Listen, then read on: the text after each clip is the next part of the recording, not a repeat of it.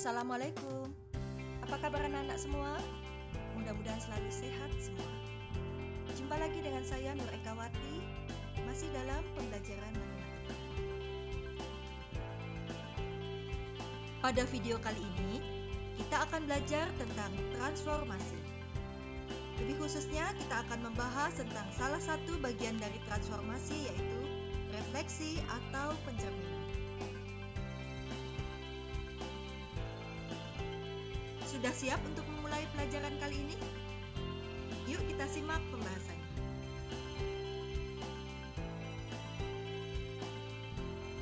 Adakah yang tahu apa yang dimaksud dengan transformasi? Untuk mengubah letak atau memindahkan suatu titik atau bangun pada sebuah bidang dapat dikerjakan dengan transformasi. Transformasi T pada suatu bidang memetakan tiap titik P pada bidang menjadi P aksen. Titik P aksen disebut bayangan atau peta titik P. Lalu, apa sajakah jenis-jenis dari transformasi? Jenis-jenis transformasi diantaranya refleksi, translasi, rotasi, dan dilatasi. Dan pada video kali ini kita akan membahas tentang refleksi. Mari kita mulai pembahasan kita tentang refleksi. Refleksi atau pencerminan. Apa yang kalian lihat pada foto bangunan ini? Ya, kalian akan melihat bayangan dari bangunan ini pada permukaan air. Bayangan dari bangunan tersebut pada permukaan air dikenal dengan istilah refleksi atau pencerminan. Jadi, apakah yang dimaksud dengan refleksi? Refleksi atau pencerminan adalah suatu transformasi yang memindahkan suatu titik pada bangun geometri dengan menggunakan sifat benda dan bayangannya pada cermin datar.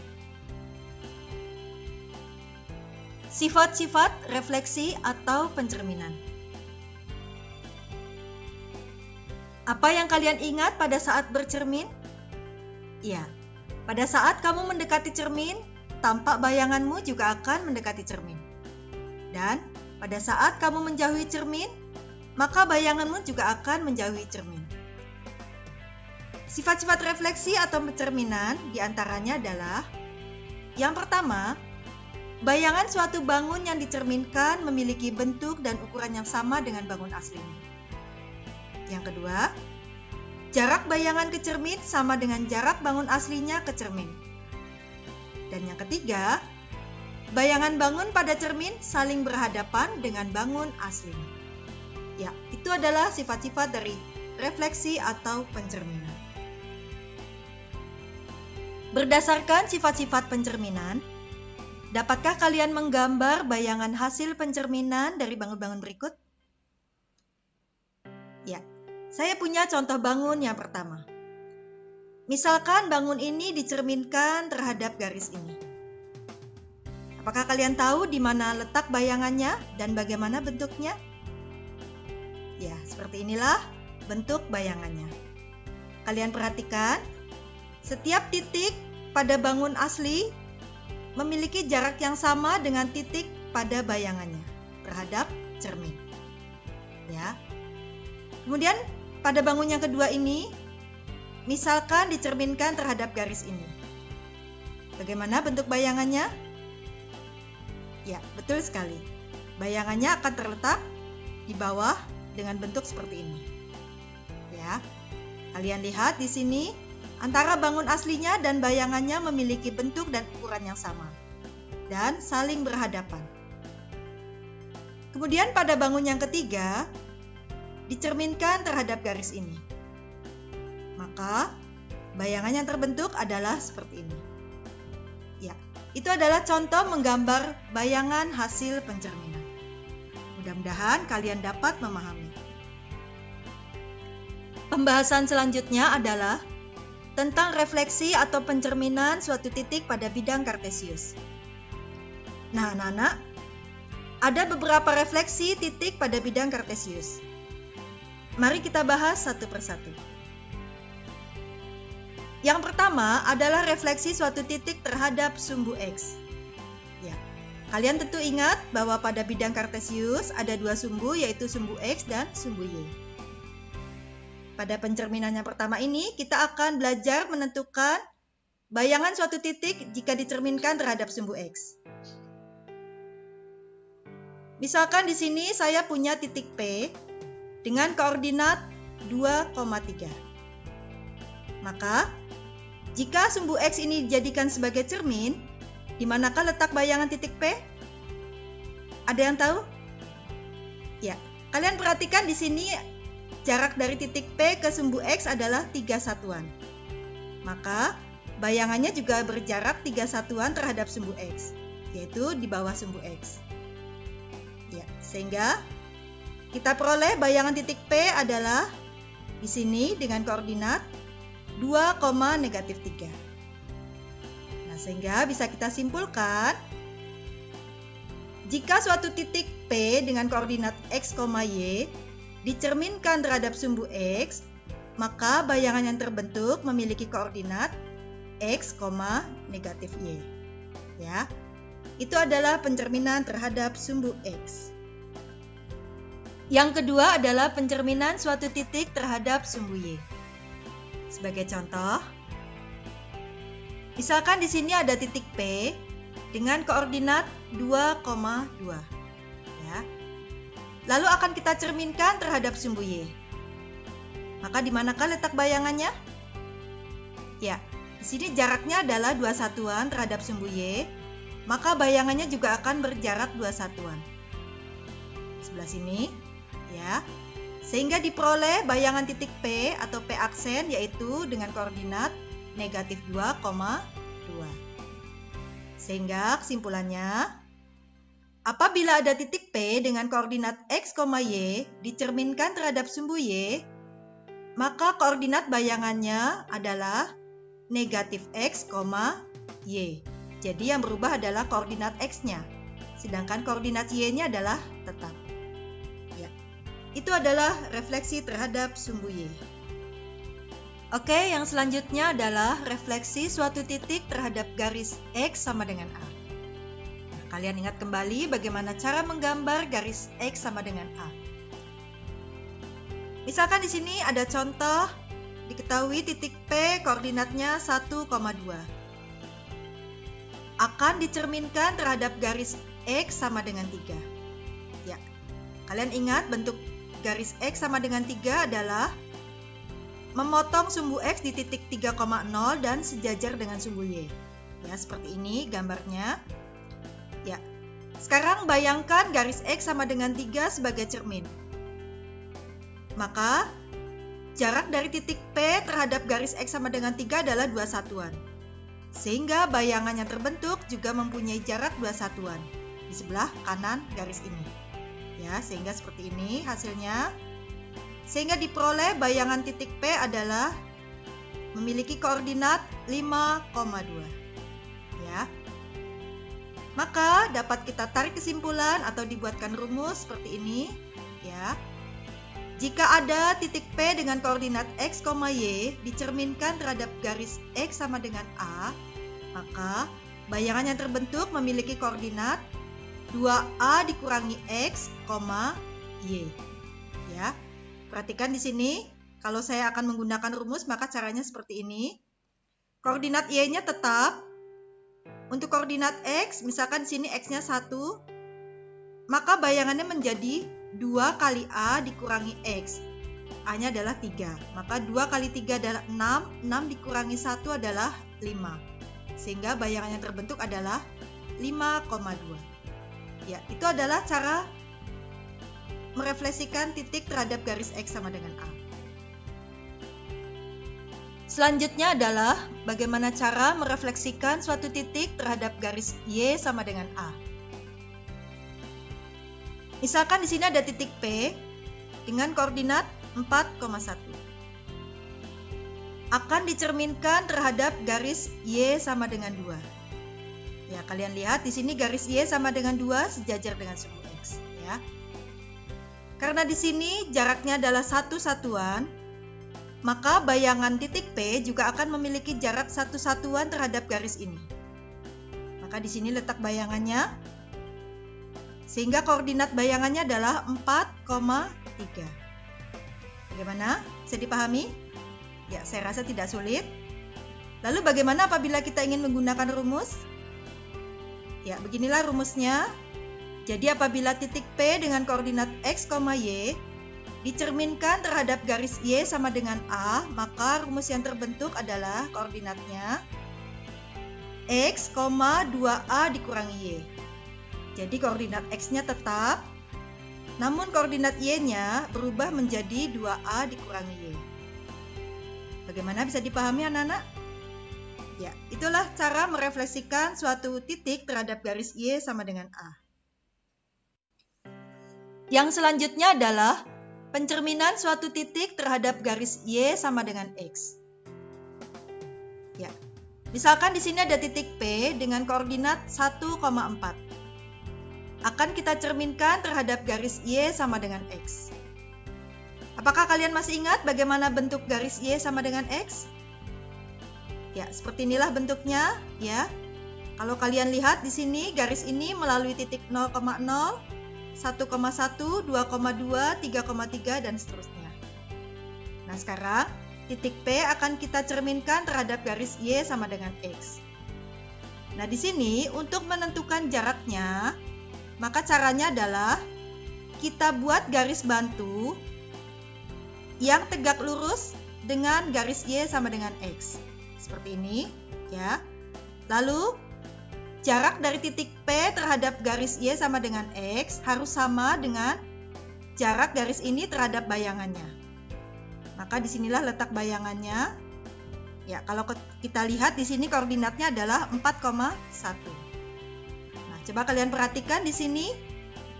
Ini koordinatnya adalah berkebalikan. Kalau di sini 1,4, maka bayangannya menjadi 4,1. Sehingga kalau kita ingin menggunakan rumus, caranya adalah misalkan ada titik P dengan koordinat X, Y dicerminkan terhadap garis Y sama dengan X, maka koordinat bayangannya memiliki koordinat Y, X. Jadi kebalikan. Ya. Demikian cara mencerminkan suatu titik terhadap garis Y sama dengan X. Pencerminan selanjutnya adalah terhadap garis Y sama dengan min X. Ya, langsung saja masuk ke contoh. Di sini ada titik P, koordinatnya adalah negatif 1,3. Akan kita cerminkan terhadap garis Y sama dengan min X. Ya, di sini garis ini berlawanan arah dengan garis Y sama dengan X. Maka caranya hampir sama. Kita buat garis bantu yang tegak lurus dengan garis Y sama dengan min X. Sehingga diperoleh bayangan di sini, bayangannya dengan koordinat negatif 3,1. Ya, sehingga bisa kita simpulkan apabila ada titik P yang memiliki koordinat X, Y dicerminkan terhadap garis Y sama dengan min X, maka koordinat bayangannya adalah negatif Y, negatif X. Ya, seperti itu caranya. Itu adalah pencerminan terhadap garis Y sama dengan min X. Selanjutnya adalah pencerminan suatu titik terhadap titik asal atau titik 0,0. Kalau pada pencerminan sebelumnya itu dicerminkan terhadap garis, maka kali ini akan dicerminkan terhadap titik, yaitu titik asal. Bagaimana caranya? Perhatikan. Di sini ada titik P dengan koordinat 3,2. Akan dicerminkan terhadap titik 0,0. Ya. Jadi bayangkan titik ini sebagai cermin, maka caranya adalah kita cari dulu jarak dari titik P terhadap titik 0,0, ya, seperti ini. Menggunakan garis bantu, ya. Demikian pula nanti jaraknya harus sama antara titik 0,0 dengan titik bayangannya. Sehingga disinilah letak bayangannya, diperoleh koordinat negatif 3, negatif 2. Nah, coba kalian perhatikan di sini antara titik P dengan bayangannya, koordinat X-nya yang semula positif menjadi negatif. Demikian pula koordinat Y-nya yang semula positif menjadi negatif. Maka, bisa kita tarik kesimpulan, apabila titik P dengan koordinat X, Y dicerminkan terhadap titik asal, maka koordinat bayangannya adalah negatif X, negatif Y. Ya, demikian caranya. Baiklah, kita ke pencerminan yang terakhir pada bidang kartesius, yaitu pencerminan suatu titik terhadap titik A, B. Misalkan, di sini ada titik P dengan koordinat negatif 2,1. Akan dicerminkan terhadap titik 1,2. Jadi titik 1,2 ini kita anggap sebagai titik A, B sebagai cermin. Ya, maka caranya adalah sama seperti tadi. Kita buat garis bantu ya, sehingga jarak titik P terhadap titik 1,2 sama dengan jarak titik 1,2 terhadap bayangan titik P. Maka diperoleh bayangan titik P adalah di sini dengan koordinat 4,3. Nah, maka apabila kita ingin menggunakan rumus, caranya adalah seperti ini. Ya, misalkan di sini ada titik P dengan koordinat X, Y dicerminkan terhadap titik A, B. Maka koordinat bayangannya adalah 2A dikurangi X, 2B dikurangi Y. Ini adalah cara apabila kita ingin mencari koordinat bayangan titik P terhadap titik A, B. Ya. Nah, anak-anak, demikianlah cara-cara menentukan koordinat bayangan suatu titik pada bidang kartesius. Mudah-mudahan kalian dapat memahami. Nah, dari yang telah kita bahas tadi, dapat kita rangkum rumus-rumus refleksi untuk pencerminan titik pada bidang kartesius. Jadi di sini ada 8 buah refleksi atau pencerminan pada bidang kartesius, yaitu terhadap sumbu X, pencerminan terhadap sumbu Y, terhadap garis X sama dengan A, terhadap garis Y sama dengan A, terhadap garis Y sama dengan X, terhadap garis Y sama dengan min X, lalu terhadap titik asal 0,0 dan terhadap titik A, B. Ya, ini adalah pencerminan pada bidang kartesius. Untuk lebih memantapkan pemahaman kalian tentang refleksi, coba perhatikan contoh soal berikut ini. Contoh 1. Diketahui titik K dengan koordinat negatif 1,3 dicerminkan terhadap garis Y sama dengan X dan dilanjutkan oleh pencerminan terhadap garis Y sama dengan 1. Tentukan bayangan titik K. Nah, di sini kita akan coba menyelesaikan dengan gambar maupun nanti dengan rumus. Ya. Oke, kita mulai. Pertama kita gambar dulu titik K dengan koordinat negatif 1,3. Di sini pencerminan yang pertama adalah terhadap garis Y sama dengan X. Kita gambar dulu garisnya, ya. Lalu kalian ingat kembali caranya bagaimana mencerminkannya, seperti ini, ya. Kita buat garis bantu yang tegak lurus, sehingga diperoleh bayangan titik K adalah di sini dengan koordinatnya adalah 3,-1. Ini adalah bayangan titik K oleh pencerminan yang pertama. Kemudian, bayangan titik K ini akan kita cerminkan kembali terhadap garis Y sama dengan 1. Ya. Maka, langkah selanjutnya adalah kita buat garis Y sama dengan 1 seperti ini. Ya. Sehingga bayangannya berada di atas garis Y sama dengan 1. Dengan jarak yang sama yaitu 2 satuan. Ya, maka diperoleh bayangan di sini dengan koordinat adalah 3,3. Ya.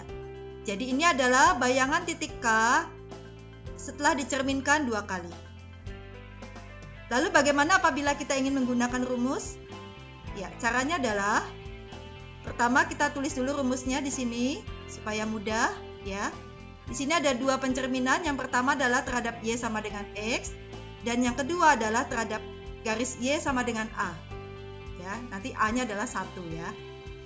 Maka langkah pertama, titik K dengan koordinat negatif 1,3 akan kita cerminkan terhadap garis Y sama dengan X. Ya, perhatikan di sini bayangan yang terbentuk adalah semula titiknya X, Y, bayangannya menjadi Y, X. Maka titik K yang semula koordinatnya negatif 1,3, maka bayangan titik K menjadi 3, negatif 1. Ya, jadi kebalikannya. Selanjutnya, K aksen ini 3, negatif 1 akan kita cerminkan terhadap garis Y sama dengan 1. Ya, perhatikan di sini rumusnya. Koordinat Y-nya berubah menjadi 2A dikurangi Y, sedangkan koordinat X-nya tetap. Ya, maka di sini koordinat X-nya yaitu 3 ini tetap, bayangannya tetap, ya. Kemudian untuk koordinat Y-nya menjadi 2A dikurangi Y. 2 kali A dikurangi Y, A-nya adalah 1, maka menjadi 2 kali 1 dikurangi negatif 1. Hasilnya adalah 3, ya, sehingga koordinat bayangan dari titik K pada pencerminan yang kedua adalah 3,3. Di sini hasilnya sama dengan apabila kita menggunakan gambar. Demikian contoh nomor 1. Kita ke contoh yang kedua. Diketahui trapesium DEFG dengan koordinat titik D, E, F, dan G sebagai berikut. Tentukan bayangan trapesium tersebut jika dicerminkan terhadap titik asal 0,0. Ya, jadi langkah penyelesaiannya adalah apabila kita menggunakan gambar, kita gambar dulu koordinat titiknya seperti ini. Ya, titik D, E, F, dan G kita gambar dulu. Selanjutnya, kita hubungkan dengan garis, ya, sehingga membentuk trapesium. Nah, lalu trapesium ini akan kita cerminkan terhadap titik asal 0,0. Jadi caranya adalah masing-masing titik kita cerminkan terhadap titik asal. Bagaimana masih ingat caranya?